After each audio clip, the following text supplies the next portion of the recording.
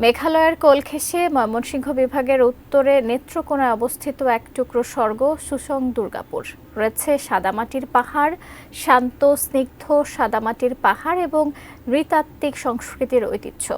যোগাযোগ ও নিরাপত্তা ব্যবস্থা ভালো হওয়ায় এই শীতে দেশের বিভিন্ন প্রান্ত থেকে ভ্রমণ পিপাসুদের ভিড় লেগেছে সীমান্তবর্তী সুসং দুর্গাপুরে। নেত্রকোনা প্রতিনিধি শামীম আহমেদ জানিয়েছেন বিস্তারিত। বাড়ি আমার বাড়ি মাঝখানে বয়ে যায় সোমেশ্বরী। পর্যটকদের কাছে এজন্য এক মনোমুগ্ধকর পরিবেশ। সবুজ পানি, বাহারি রঙের পাহাড় ও আকাশের নীল ছুটন্ত মনকে স্থির করে দেয়।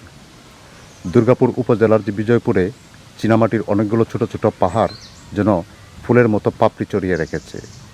তারই পাশ দিয়ে মেঘালয়ের পাহাড় বেয়ে নেমে আসছে সোমেশ্বরী নদীর স্বচ্ছ জলধারা।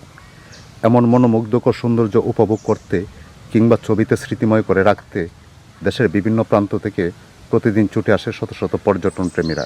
সাদামাটির জন্য কিন্তু সবচেয়ে অনেক আগে থেকে বিখ্যাত। এই যে কোহিনুর পাহাড়টা, এটা পুরোটাই সাদামাটি। বসুন্ধরা টিস্যুতে ছাড়ের ছড়াছড়ি।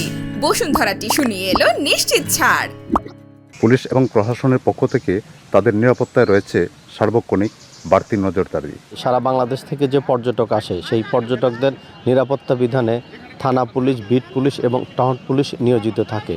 আমরা আশা করি যে পর্যটকরা দুর্গাপুরকে যেভাবে ভালোবেসে প্রতিনিয়তই এখানে ভ্রমণ করেন, এই সংখ্যা ভবিষ্যতে আরও বৃদ্ধি পাবে। সরকারের যথাযথ পৃষ্ঠপোষকতা পেলে এখানেও গড়ে উঠতে পারে দেশের অন্যতম আরেকটি পর্যটন শিল্প এলাকা।